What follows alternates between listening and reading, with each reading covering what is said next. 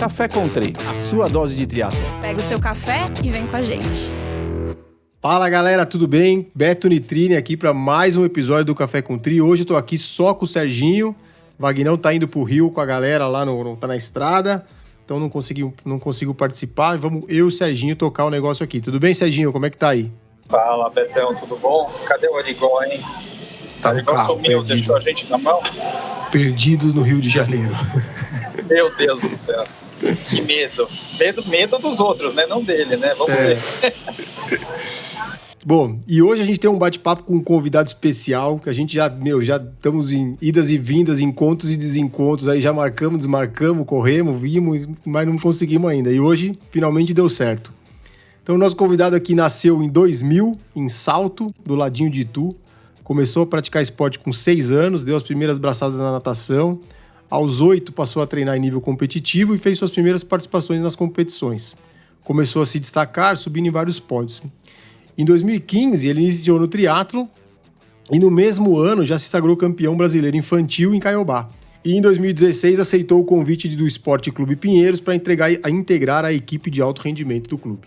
Já foi 2 vezes campeão sul-americano júnior, foi campeão dos Jogos Pan-Americanos Júnior, foi 2 vezes top 3 no World Cup de Huatulco, no México, 11º na WTCS de Montreal em 2021, 6º na WTCS em Leeds em 2022 e atualmente é o 19º do ranking mundial, 13º do ranking da WTCS, 2º no ranking das Américas e 4º no ranking olímpico. Então seja muito bem-vindo ao Café Country, Miguel Hidalgo. Obrigado pelo convite e desculpa pelo tanto de vezes que eu desmarquei já, né? Mas estamos aí, depois de tentar umas 10 vezes, agora que eu tô em casa, acho que vai dar certo. Ah, mas não tem problema, né, meu? Você sempre desmarcou por um bom motivo, né, cara? Então, assim, a gente sabia que você podia desistir. Como você tá novo ainda, você tinha até os 40 pra gente conseguir fazer entrevista com você, não tem problema. Ô, Miguel, deixa eu começar aqui, que você iniciou no triatlo em 2015, né? Mas antes você veio a natação, e lá em Itu, em Salto, né? E como é que foi o seu início aí da vida esportiva, né? Como que você pode... Uma vida do interior aí, como é que foi aí? Conta pra gente aí como é que você começou. Então, eu comecei como qualquer criança tem que começar na natação, né? Que os pais colocam pra aprender a nadar, basicamente isso. E eu odiava ir na natação, né? Quando eu comecei. Eu comecei com... Minha mãe colocou, acho que eu com 2 ou 3 anos na natação e eu odiava ir lá. Aí eu fiquei 1 ano sem fazer. Aí uma hora eu pedi pra minha mãe pra voltar na natação quando eu tinha acho que 5 anos. Aí meu pai ele tinha 2 piscinas na academia, né? A piscina de 25 e a piscina das crianças, né? E meu pai ele nadava no mesmo horário que eu. E eu, mesmo assim, eu não gostava de nadar, tipo... Se eu não queria entrar na aula, meu pai chegava já com eu no colo, assim, me jogava na piscina e ia embora. Aí não tinha como eu fugir, eu tinha que ficar 1 hora lá na piscina. Aí, enquanto meu pai fazia o treino dele, eu fazia a aula de natação lá, né? E aí começou assim. Nessa mesma época que eu comecei a natação, meu pai já começou no triatlon. Aí ele fez bastante xterra, meio Ironman e principalmente triatlon olímpico também. E eu sempre assisti isso, ele competindo no triatlo, enquanto 1 ano depois que eu entrei na natação, mesmo assim, dando migué nos treinos de natação, porque eu não gostava no começo, né? Eu acabei me destacando e indo para a equipe de Itu, que é onde eu fazia natação. E eu competia triatlo nas provas infantis que tinham quando ele ia competir no amador, né? E foi assim que eu comecei. Meu primeiro triatlon foi em 2007, só que sem treinar nada, né? Mas a primeira competição mesmo que eu treinei foi o Brasileiro Infantil de 2015. E aí o Marcelo Ortiz já me conhecia, porque o meu pai treinou quase a vida inteira com ele. E aí começou assim, o Ortiz me viu em 2013, já queria me treinar, mas... falou, vamos calma mais um pouco, fica um pouco mais na natação, que ainda não é a hora. E acabei sendo campeão brasileiro em 2015 na primeira prova que eu treinei um pouco, né? E fui convidado para ir pro Pinheiros já. E aí começou, desde 2016, foco total no triatlon. 2016 você estava com 16 anos, né? Dos 15, 16 anos? Eu faço em agosto, né? Então, fui com 15. Eu lembro, cara. Eu lembro uma vez quando você... Acho que quando... A primeira vez que você apareceu do que você foi pro Pinheiro, acho que a Ariane comentou comigo de você. Acho que a Ariane... E depois o Mansur também. Falou, pô, tá um moleque novo lá, tal. Acho que ela mandou uma foto. Falou, olha o moleque correndo e tal. E aí eu lembro que ela falou desse... Eu lembro desse comecinho aí que você já ia treinado com o Ortiz. Já faz muito tempo, né? Já fez 6 anos já isso. Passa rápido, meu. Penso o quê? Mas você falou uma coisa que é verdade, né? A gente tem poucas provas infantis, né? Lembra você falou, eu ia com meu pai, fazia quando tinha. Cara, meus filhos às vezes vão comigo, mas, putz, que tem às vezes é uma corridinha ali, uma coisinha, não tem tanta prova. Eu acho que isso, vou falar a verdade, eu acho que isso foi o que fez eu me apaixonar pelo triatlon. Talvez se não fosse por essas provas, talvez eu nem estaria aqui, porque eu não ia descobrir o que é, né? E hoje em dia tem o Iron Kids, mas, pô, é uma corridinha na rua. Putz, a criança não tem o real contato com o que é fazer o triatlon, né? E naquela época, né, falando como se fosse velho, né? Mas naquela época de 2007 a 2012, que eu fazia essas provinhas, tinha muita, assim, tinha o Long Distance de Pirassununga, tinha a prova infantil, que, cara, ia muita criança lá, muita. O Xterra tinha o Xterra Kids, que, putz, fazia acho que umas 4 etapas que tinha infantil por ano. E então eu tive esse contato desde que eu tinha 7 anos. E sim, eu sempre queria ir pro triatlo, porque eu sempre achei mais legal que a natação. Não, e o triatlo é isso que você falou, as crianças gostam, cara. Às vezes lá no sítio, eu já fiz com os meninos, cara. Tem a piscina lá, tem uma piscina que tem 22 metros. Eu já fiz com meus sobrinhos e com meus filhos. Fala, deixa a bicicleta ali, vai nadando até ali, volta, pega a bicicleta, dá 2 voltas na quadra, corre, quem ganhar leva um sorvete. Os moleques se divertem, meu. É divertido pra caramba, porque tem toda a transição, tem tudo, eles, curtem pra caramba, mas a gente não tem tanto isso. E quando a gente fala com pessoas de fora, né, você tem, cara, às vezes eventos fora do Brasil, na Austrália, nos Estados Unidos, principalmente, que são um fim de semana inteiro de prova. Então tem prova pra família inteira, né? Então acaba sendo um negócio bem legal, né? Que acaba trazendo também gente pro esporte e trazendo gente nova, porque... Para você se profissionalizar no esporte, principalmente, você tem que começar cedo, né? É difícil você começar tarde depois para tentar se profissionalizar. Não, você pode até começar a treinar, eu acho que sério, é até saudável você começar um pouco mais tarde. Mas esse contato, essa brincadeira, tem que ter desde criança, eu acho, porque você já vai entendendo o que é, né? Mas treinar sério pode começar mais tarde, acho que não tem problema nenhum. Aí você começou, né? Então a gente tava falando até, você falou de começar gradual, né? Você começou no triatlon competindo sério já nas provas, né? Ou você foi evoluindo gradativamente? E em que momento que você percebeu que realmente você, cara, vou levar isso aqui a sério, vou me profissionalizar? Como que foi essa decisão de se profissionalizar, né? A sério, não tem como falar. Eu tinha 6 anos, eu ia com sangue no olho naquela prova. Não sempre levei a sério. Com 7 anos eu levava tão a sério quanto eu levo hoje. Mas, assim, quando eu comecei a treinar realmente, quando eu saí do foco da natação, que eu cheguei a competir brasileiro de natação, nunca com sucesso igual no triatlo, mas cheguei a competir. Mas eu comecei a levar a sério mesmo com 14 anos, quando eu comecei a treinar para o brasileiro, que seria em 2015, né? Em 2015 tinha 14, fiz 15 e fiz o brasileiro do último ano infantil. Foi aí que eu comecei a treinar um pouco mais sério. Mas assim, sério, eu inventava meu treino. Eu fazia o treino da equipe de natação, que era bem puxado. Eu chegava a dobrar treino alguns dias de natação. Devia nadar, sei lá, talvez... muito mais que eu nado hoje, assim, talvez uns 40 mil por semana. Hoje eu nado nem 20. Isso com 14 anos. E também não é um absurdo, mas é muito mais que eu treino hoje. E aí eu treinava bike de final de semana, treinava 60 km, eu ia com meu pai, ia 60 km, assim, ia na água só. Quebrava em 60 km, não sabia nem o que eu tava fazendo. E aí a corrida, minha treino de corrida era, cara, basicamente eu aquecia, fazia um de 5 km máximo, e aí falava, deu esse tempo e tal, beleza. Aí eu ficava sem correr até minha perna ficar boa de novo, porque ficava dolorida muitos dias, não sabia nada. Aí quando eu ficava sem estar dolorida de novo, eu falava, não, acho que é hora de fazer mais outro de 5 mil. Aí meu treino era isso. Eu corria, sei lá, 10 km por semana, pedalava 60 por semana e nadava bastante, né? E acabei sendo campeão brasileiro infantil fazendo essa palhaçada aí.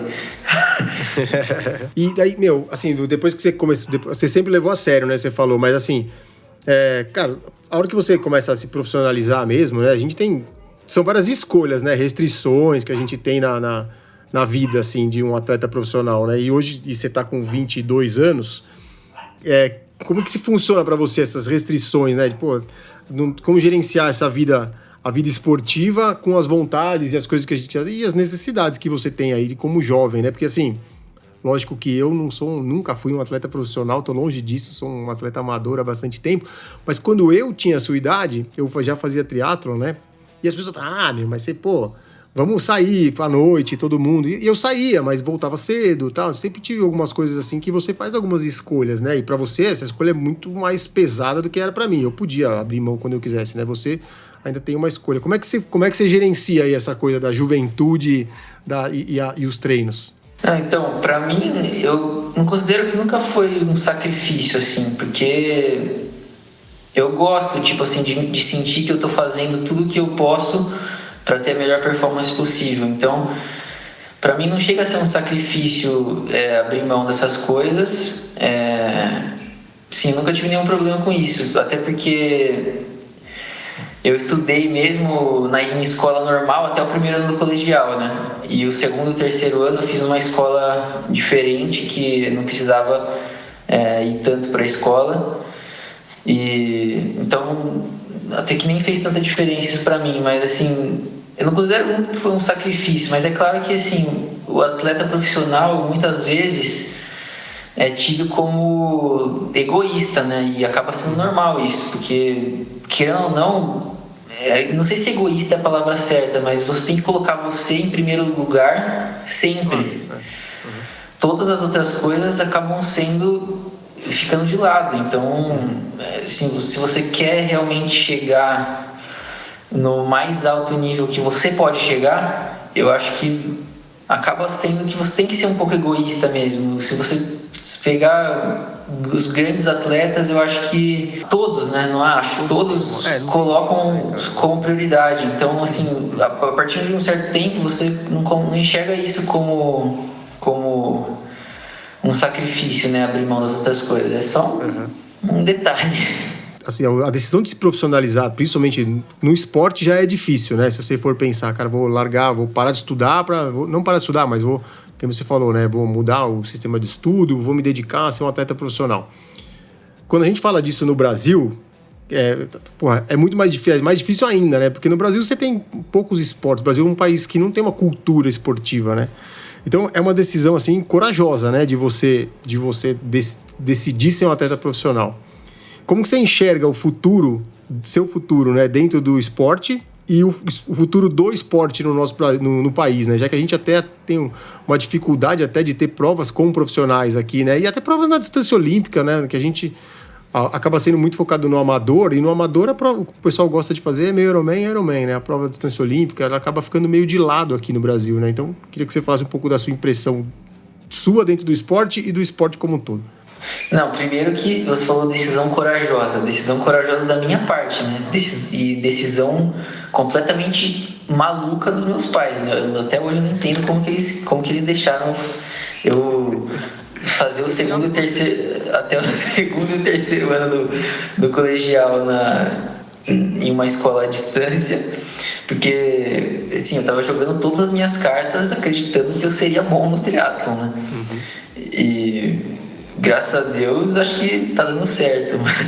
Mas assim, que você perguntou como que eu vejo hoje em dia, eu sempre, na verdade, eu acho que o triatlon no Brasil, até na época que eu comecei, era mais incerto do que é hoje ainda, mas eu sempre tive a consciência de que eu ia me destacar mundialmente um dia. Então, eu acho que o triatlon a nível mundial está crescendo muito, no Brasil também, mas se você acredita desde o começo que você vai se destacar mundialmente e de repente fazer as provas fora como eu faço hoje, talvez futuramente ter patrocínios de fora, apesar do que os patrocínios que eu tenho hoje no Brasil, devo muito tudo a eles, porque eles me permitem assim planejar o meu futuro já. Inclusive, se você quiser citar todos os seus patrocinadores, você pode, aqui não tem problema. A gente faz questão que você... São Pinheiros, quando eu comecei, né? O Exército Brasileiro, a Cafeine Army, a Mizuno, a Dux e a Join. Legal. E o Triathlon Brasil, né? Também, óbvio, é o maior de todos, porque grande parte das provas e os training camps fora são responsabilidade deles, né? Óbvio que são os maiores. E, assim, hoje os meus patrocínios, esses patrocínios que eu citei, me permitem que eu consiga já começar a planejar o meu futuro, né? Então, é melhor do que eu imaginava. Com 21 anos, a situação está melhor do que eu imaginava, para ser sincero. Legal. Mas, quando você começa... Às vezes você não tem muito claro, pode te dar uma dúvida maior, mas eu acho que desde que eu comecei, eu tinha consciência de que eu poderia me destacar mundialmente. E aí quando você se destaca... O Ortiz sempre acreditou muito em você. Acreditou muito. Sempre foi um cara que... Eu acho que, cara, independente do esporte que você vá, você pode ganhar mais dinheiro ou menos dinheiro. Obviamente que eu nunca vou ganhar como um jogador da NBA, por exemplo. Mas quando você é o melhor, um dos melhores no seu esporte, não tem como você não acreditar no seu futuro como atleta. Então acho que é mais questão de você acreditar nisso. E aí você não tive muita dúvida, porque assim, graças a Deus eu nasci em uma família que eu não precisava trabalhar desde novo. Então isso ajuda muito, muito mesmo, porque você consegue ter essa segurança, tipo assim, deu ruim, não posso voltar e começar do zero em outra coisa. E você tem irmãos, Miguel? Tem um irmão mais novo, 2 anos mais novo. Tá. E aí não tem esse... atleta, Não, ele é acadêmico. É outra área. Tá certo, é o equilíbrio, né? E é isso, né? Porque você tem uma segurança de deu ruim, você pode começar do zero de novo. Isso também, óbvio, que isso deu uma tranquilidade enorme pra mim, porque eu não tinha na minha cabeça, eu preciso, pessoas dependem de mim, se eu não estiver fazendo isso certo, se começar a dar errado, eu vou precisar sair logo fazer outra coisa, porque tem pessoas dependendo de mim. Não tinha ninguém dependendo de mim, e era assim... Deu errado, eu tenho outra chance. Então isso, cara, não tem como não admitir que eu tenho muita sorte de poder ter assistido essa oportunidade. Talvez o Brasil perde muitos atletas que não tiveram essa chance que eu tive. Segurança, né? Talvez tenha atletas tão talentosos quanto eu, muito mais talentosos que eu, que não tiveram essa oportunidade, e chega um momento que o cara fala, cara, isso aqui não tá dando dinheiro e preciso trabalhar, porque tem gente que depende de mim. Então... a gente tem uma situação complicada aqui, né, do país, né, como um todo, né. E, assim, hoje existe uma seleção brasileira, né, a gente vê aí o pessoal, né, até hoje a gente teve acho que temos uma geração aí sensacional. Até outro dia, no final de semana, eu postei ali, a gente teve um boom de atletas brasileiros, assim, performando super bem, né, tem você, tem a Luísa, tem a Vitória, tem o Messias, tem o André Lopes, teve os 3 brasileiros ganhando nos 3 primeiros lugares aqui no Ironman Brasil, 2 brasileiras. Foi um mês de maio, assim, foi um mês, assim, o comecinho de junho agora foi assim, fazia tempo que eu não via um mês tão importante aqui pro triatlo brasileiro, né? E aí você hoje está competindo fora, né? Competindo aqui. Você vê muita diferença hoje do nosso esporte aqui no Brasil para as competições que você tem participado fora? O que muda, assim? O que você tem sentido? Assim, eu ia até te perguntar se a gente está muito para trás, mas, se a gente estivesse muito para trás, você e o Messias e a Vitória e a Luísa não estavam performando como vocês estão conseguindo performar bem. Então, acho que tem algumas diferenças, mas não acho que a gente está tão para trás, mais que nem a gente estava um tempo atrás, né? Então, queria que você falasse um pouco. Assim. Cara, eu vou te falar, assim... o que é uma prova, um campeonato nacional no Brasil, vamos dizer assim, um campeonato nacional de elite, o que é uma WTS, uma WTCS, que agora chama, é outro esporte. Assim, não tem como comparar, cara. Por exemplo, tem poucos atletas no Brasil que tem um nível de uma WTS, E na WTS largam 60, né? Então, cara, são 60 melhores do mundo atualmente, que são um nível muito parecido, e se você acerta num dia, você faz um top 10. Se você erra, você faz um top 50, entendeu? Qualquer detalhezinho muda. Cara, aí você chega num nível que é muito do dia, né? Uhum. É claro, hoje em dia eu acredito que tem, acho que tem uns 3 atletas que realmente estão um nível acima, que talvez seja o Alex Yee, o Hayden Wild, e depois, assim, acho que até o top 15 meio que varia de quem tá no melhor dia para fazer os melhores resultados. Mas, assim, é completamente outro esporte. Eu diria que, assim, uma Copa Continental é um esporte, uma World Cup já é um pouco diferente, e WTS é outro esporte. Principalmente o ciclismo, porque tem muitos atletas que conseguem performar na corrida até um nível de World Cup.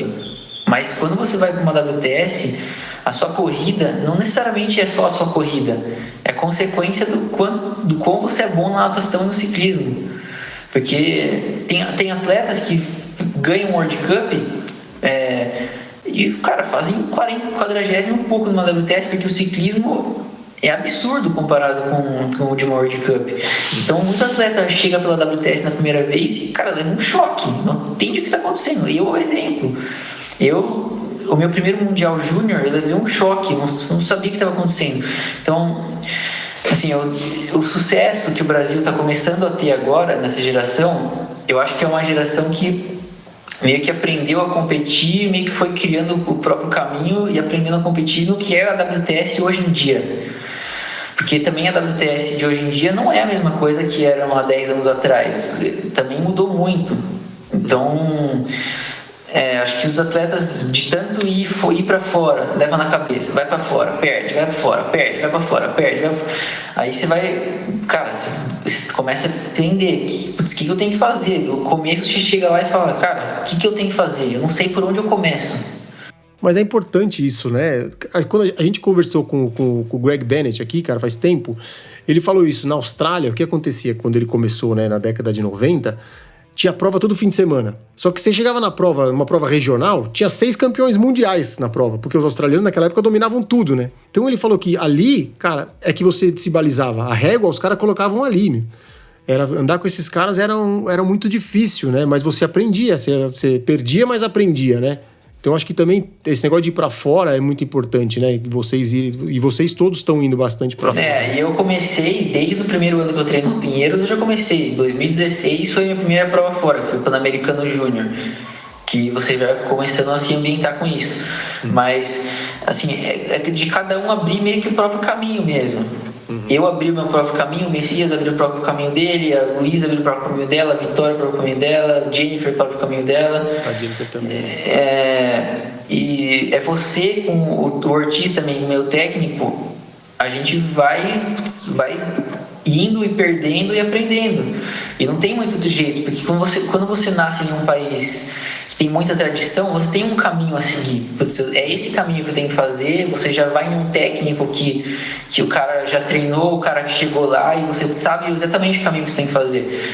Quando você nasce num país que, há 20 anos não tem um triatleta desse nível, e você quer chegar naquele nível, você meio que tem que criar o próprio caminho. Então, a gente vai aprendendo, erra muito, cara, olhar pra trás, o quanto de besteira que eu já fiz. Se eu olho eu há um ano atrás, eu falo, nossa, como eu era inexperiente. Se eu olho eu há 2 anos atrás, eu falo, nossa, eu não sabia o que era triatlon. E provavelmente daqui a um ano eu vou falar, nossa, o Miguel de 2022 não sabia de nada. Eu ia te perguntar isso, cara. Porque de um tempo pra cá, assim, você teve uma melhora, assim, não sei se também pelo fato de a gente não ter ficado um tempo sem prova, né? Cara, deu uma melhora, tanto você quanto o Messias, todo mundo, né? Parece que deu um salto, assim, né? De performance. Até, a gente teve aquele... Até depois eu queria que você falasse um pouco. Porque teve a situação da classificação olímpica, né? Que teve aquele problema todo lá que aconteceu. E, de repente... Não de repente, eu não gosto de falar de repente, porque parece que foi, né, ontem, né? O cara, nossa, melhorou ontem. O cara tá trabalhando desde os 7 anos de idade e fala que foi de repente é sacanagem, né? Mas, pô, a gente saiu da pós-pandemia, assim, vocês começaram a ter resultados muito melhores, né? O que aconteceu, assim? Teve alguma mudança? Porque você treina com o mesmo técnico, né? Com o Ortiz, que, pô, super competente. Apesar do Ortiz, o Ortiz desmarca mais que você, viu? O Ortiz é pior do que você. Mas aí, o dia vai dar certo. Então eu queria saber o que aconteceu. Teve alguma mudança ou foi mesmo o trabalho que já estava sendo plantado para dar certo agora mesmo? Não, é muito isso, porque muita gente fala, nossa, de repente vocês apareceram. Mas. Muita sacanagem, fala dele. Mas não é, porque. Putz, daí eu falo com a pessoa, fala de repente. Se essa pessoa tivesse ido comigo em todas as competições desde 2016, ia ver o quanto que eu apanhei para começar a aprender o que eu tinha que fazer. E você vai apanhando e meio que você entende o caminho do treino que você precisa fazer. Mas o Ortiz, óbvio, sempre teve um planejamento para eu ter a melhor forma que eu tivesse no momento certo. Então ele nunca acreditou que seria importante eu ser um campeão júnior.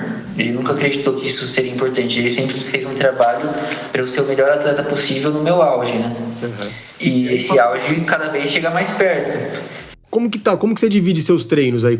Fala um pouco da sua rotina pra gente aí. Como é que tá dividido essas cargas que você recebe? Se você recebe aí um planejamento de carga, controle de carga, como que é individualizado? Como que vocês fazem isso aí? Não, completamente individual. Eu recebo o treino no dia anterior que eu vou fazer. Não tem essa de planilha semanal. Eu recebo o treino no dia anterior. O Ortiz analisa como foi meu treino no dia. Legal. E como foi nos dias anteriores e planejo do dia seguinte. É lógico que eu já sei mais ou menos o esqueleto, né, de como vai ser. Sim. Até porque eu conheço ele, às vezes eu já falo, amanhã vai ser isso, né? Ele é. Então eu já vou dormir agora, né? 5:30 da tarde, que eu já vou dormir, porque eu já tô vendo que amanhã o negócio vai pegar. E aí, a gente se conhece muito, mas o treino é completamente individualizado, assim. A Jennifer faz completamente um treino diferente, o Bravo faz completamente um treino diferente. É bem individualizado, assim. Vocês chegam a treinar juntos? É que você falou, né? Você vai ter um training camping que vocês vão agora. Vocês treinam juntos também? Porque eu vejo você sempre treinando assim, né? Às vezes, não sempre, mas muitas das vezes você tá cada um num lugar, às vezes uma competição, vocês estão treinando separados, né? Mas vocês têm treinos juntos, assim, de todos os... Sim, a gente fez um training camp esse ano juntos, no começo do ano. E quando estamos no Pinheiros, também faz os treinos juntos, né? Mas sempre tem uma alteração, né? Você vai fazer um pouquinho diferente, você vai fazer um pouquinho diferente, dependendo da necessidade de cada um, mas meus treinos no começo desse ano, principalmente a minha vida inteira, desde que eu comecei, foi muito focado no ciclismo. A natação eu nunca precisei ter muito volume, pelo histórico que eu já tive a minha vida inteira, então não teve nenhuma época que eu foquei na natação. Mas meu treino muito foi focado no ciclismo, até porque quando eu comecei a chegar nesse nível de Mundial Júnior, WTS, você começa a entender o quanto que o ciclismo é o triatlon da WTS. Se você não... Antigamente falava, se você não nada, você não compete, se você não corre, não ganha. Essa frase está completamente errada. Se você não pedala, você não compete. Você não compete numa WTS. Pô, a galera fala que mas tem vácuo, né? Aquela coisa, mas é tudo no vácuo. Eu lembro uma vez, cara... você lembra o Chris McCormack, né? Quando ele tinha sido... Depois que ele foi campeão de Kona, ele decidiu... ele ia tentar classificar para a Olimpíada de Sydney, né? Em 2000. E aí o Lance Armstrong uma vez falou que o triatlon olímpico era lavar o cabelo, secar e correr, 10K. E aí o Chris McCormack falou pra ele, você pode vir... Aí ele falou, você pode vir um dia aqui que eu te empresto o condicionador. Aí você nada, eu te empresto e depois você seca o cabelo. Aí você vai ver como é que funciona o negócio aqui. Porque, não, é no vácuo. Mas, cara, o pau quebra o tempo inteiro, né, cara? A gente vê o povo ali, não tem ninguém no conforto ali em nenhum momento, né, cara? E tanto quando você... Cara, essa frase a gente já nem tem coragem de falar mais isso, né? Porque o tanto de atleta do Olímpico que vai fazer um meio Ironman e todo mundo fica em choque, como que esse cara fez isso? É a prova de que, cara, não existe essa de você nadar, descansar na bike e correr. Mudou muito isso, né? E talvez, pode ser que até um pouco tempo atrás, até seja, mas principalmente depois da época do Alistair, do Gomes e do Jonathan, que é o irmão dele, eles meio que mudaram o triatlo, né? Principalmente os irmãos Brown. Começaram a mudar completamente e hoje tem 40 pessoas que fazem o que eles faziam há 10 anos atrás. Porque o triatlo não teve essas mudanças, né? Quando a prova era sem vácuo, era uma coisa, né? Que aí era muito... Puta, era uma coisa muito diferente. Aí depois que o pessoal se adaptou ao vácuo, veio o Alistair, o Javier, os Brownlee, né? Os dois. E eles mudaram muito porque eles puxavam o tempo inteiro no pedal, né? Eles sempre foram pra frente e sempre puxaram muito forte. Então acho que essa impressão de que o pedal era um pedal controlado, eles acabaram com essa impressão, né? E nunca foi controlado também, que a gente sabe também que, não dá pra pedalar naquela velocidade num pedal controlado, né? Então, é a mesma coisa que a gente fala do Tour de France, né? Pô, os caras, não, mas tá todo mundo pedalando no pelotão. Pô, você segura 3 km naquele pelotão ali, que você vai ver como é, né? Então é uma coisa muito... que o circuito do triatlon é uma coisa que você desgasta muito e você pode começar a corrida com o lactato extremamente alto se você não for um bom ciclista. Porque é um percurso de critério. Às vezes o lugar é extremamente estreito, se você está mal posicionado, você acaba fazendo muito mais força do que o cara que está na frente. Mas para você ir na frente, você precisa ser bom. E é complicado esse posicionamento no pelotão, é muito estresse, porque você sai da natação já cansado, a maioria das pessoas com lactato extremamente alto, e você vai na bike, você tem que posicionar, você tem que ter calma para se posicionar do jeito certo, porque senão você gasta extremamente mais energia do que você necessita. Se você fica tenso no pelotão, você gasta muito mais energia do que você deveria. Então é esse tipo de coisa que você vai aprendendo, né, que eu falei. Então o meu treino sempre foi muito focado no ciclismo, porque no ciclismo, desde o começo a gente enxergou que, cara, é isso que eu preciso do ciclismo. Eu só vou conseguir desenvolver a minha verdadeira corrida quando eu aprender a pedalar do jeito que eu preciso pedalar. E aí, foi muitos anos de trabalho para conseguir isso. Eu acho que eu comecei a conseguir mostrar meus resultados nas provas nesses últimos tempos, que muita gente fala, do nada ele apareceu. Acho que foi quando meu ciclismo começou a chegar no nível que precisa para competir nesse nível de prova, que daí eu comecei a conseguir mostrar a minha corrida. E aí, quando eu cheguei nesse nível... a gente começou agora acho que está na hora de começar a ter uma corrida vencedora, né? Porque meu objetivo era competir a prova. Putz, eu quero mostrar o potencial que eu tenho na corrida. Beleza, eu comecei a conseguir mostrar o potencial que eu tenho na corrida. Não, é natação. Hoje em dia é natação. E acho que sempre foi a natação até hoje. E o pedal sempre foi o ponto fraco, e a corrida acho que o segundo. O segundo mais forte, né? E aí, quando eu comecei a falar, putz, eu acho que a corrida que eu tô fazendo no triatlon hoje é muito parecida com a minha corrida isolada. E aí, beleza, acho que agora tá na hora de começar a dar um foco especial pra corrida, pra ter uma corrida vencedora, né? E isso eu comecei a fazer há menos de 2 meses atrás. Então agora o nosso objetivo é manter a natação, manter o ciclismo e, óbvio, tentar melhorar com o tempo de treino mesmo, mas não esse foco absurdo que eu tive no ciclismo durante esses 5 anos que passaram. E aí ter uma corrida vencedora agora é o objetivo, né? Entendi. Aí a gente falou, né, quando foi da classificação olímpica para Tóquio, né? Teve aquele. Até depois o Leandro falou também falou super bem lá do que tinha acontecido. Até quando a gente conversou com ele aqui depois, ele falou, não, o Hidalgo é o cara que é o atleta que tem mais... Ele até falou do seu potencial e tudo, falou super bem de você e tal. Então eu queria que você falasse um pouco o que aconteceu naquela prova. Você já falou isso, já deve ter falado um monte de vezes, né? Mas... Então, naquela prova, primeiro, explicar como que é a situação. O ranking olímpico tem o masculino e o feminino, que classificam os 55 melhores. Vão os 55 melhores para a Olimpíada, do masculino e do feminino. Na verdade, a regra antes era 55. Esse ranking que você está em 19º. Que eu tô em 4º atualmente. Pô, em 4º? Caceta, perdi. É verdade, 4º no ranking olímpico. No ranking mundial. Perfeito. O ranking olímpico só pontua World Cup e WTS, né? Nesse ranking, que são 12 provas durante 2 anos. Você tem 12 provas para fazer. Durante esses 2 anos. Você pode fazer 50 provas, mas vão valer as 12 melhores. Tá. Nesse período. Perfeito. Resumindo como funciona o ranking. Tem o ranking masculino, feminino e o ranking do relay. O ranking do relay também são esses 2 anos. E classificam 11 equipes. O país cede, e aí os 10 melhores do ranking, só que não são os 10 melhores do ranking. Tem algumas provas que tem classificação direta, mas acaba que são os que já iam classificar de qualquer jeito. Por exemplo, a França ganhou em Montreal agora, que foi o campeonato mundial de revezamento. A França está classificada, mas obviamente já classificaria no ranking dos 10 melhores. Então, as 11 melhores equipes, basicamente, as 10 melhores equipes mais o país sede vão competir o relay na Olimpíada. E o Brasil tinha 2 mulheres, que eram a Vitória e a Luísa, e um homem classificados.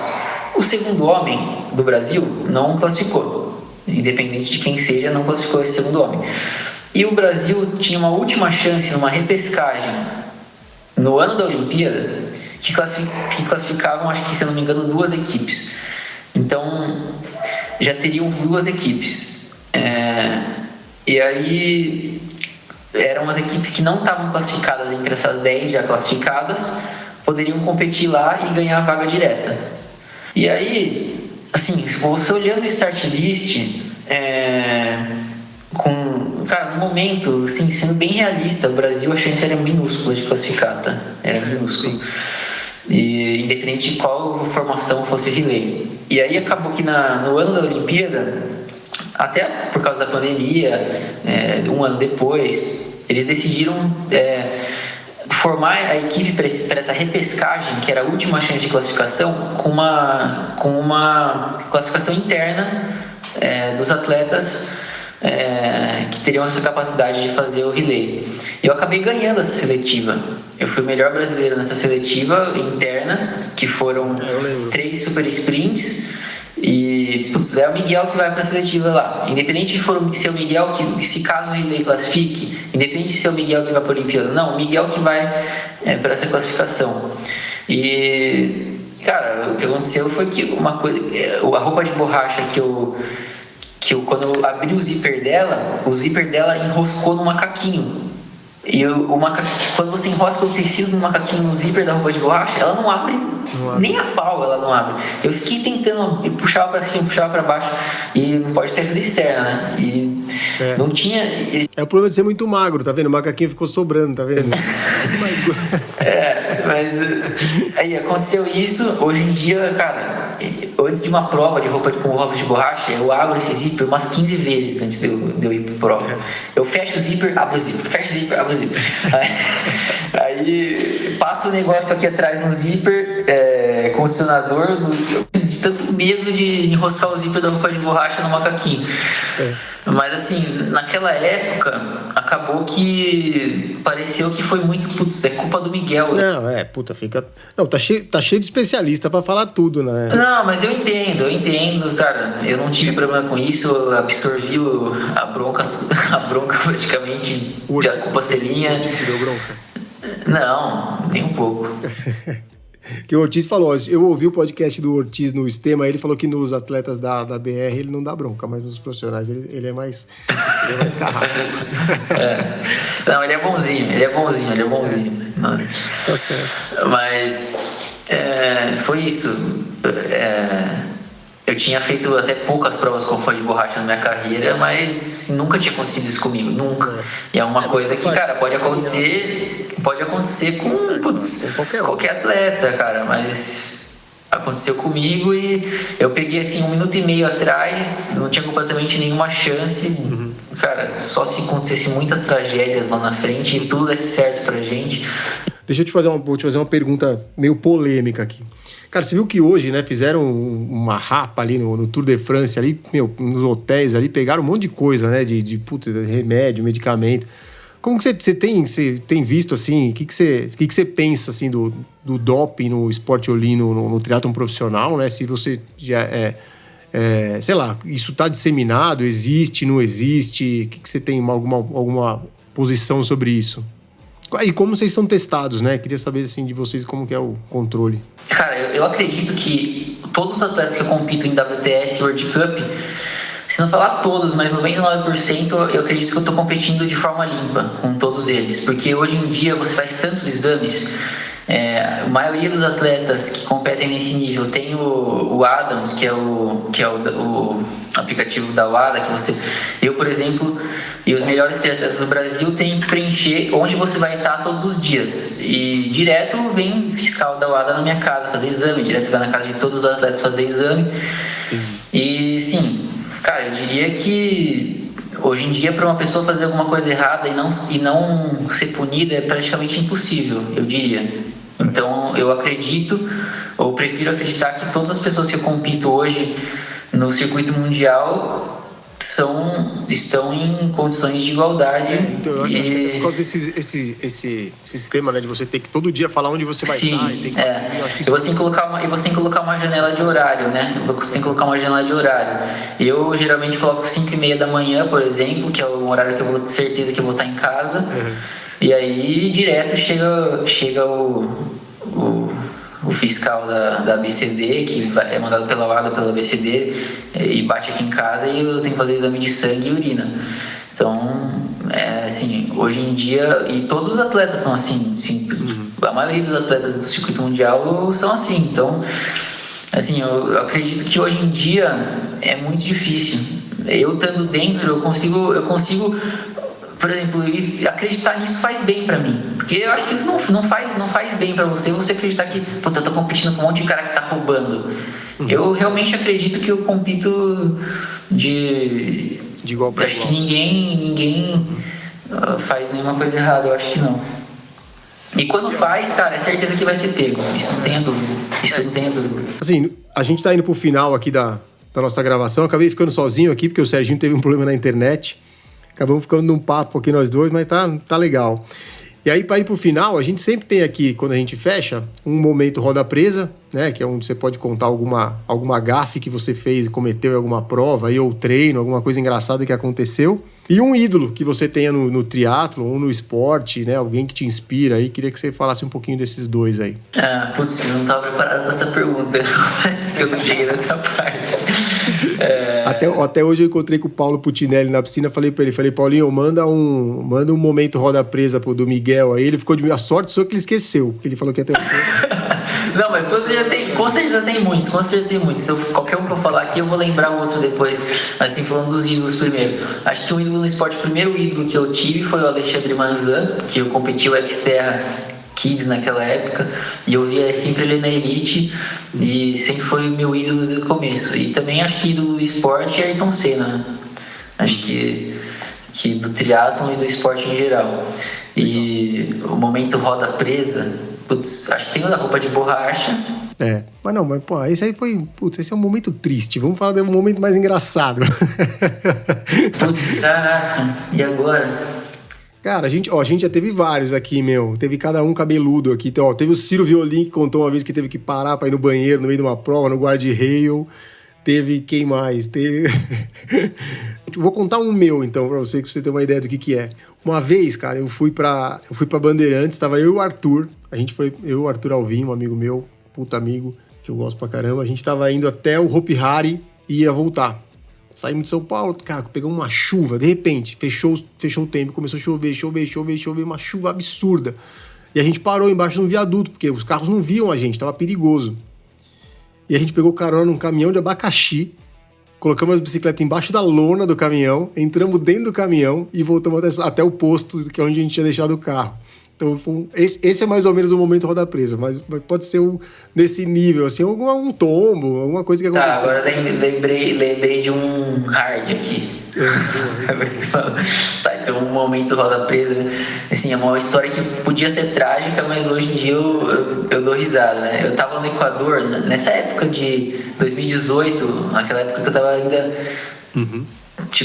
buscando meu espaço e tal, competindo no Copa Continental. Era uma Copa Continental no Equador, em Salinas, e aí eu ia pro México na semana seguinte. Eu competi a prova e tal, acho que fiz um top 10, uma das primeiras provas na elite que eu fiz, e no café da manhã do dia seguinte no hotel, o café da manhã do hotel não era assim, traziam pra você, né? E aí, cara, trouxeram um suco que eu, cara, não fazia ideia do que era. Beleza, vou tomar esse suco aqui. Cara, eu tomei o suco, 5 segundos depois meu olho começou a coçar. Aí, eu comecei a ficar com falta de ar, meu olho começou a ficar inchado assim, quase que não conseguia enxergar nada, meu olho ficou gigante assim, até te mando fotos depois.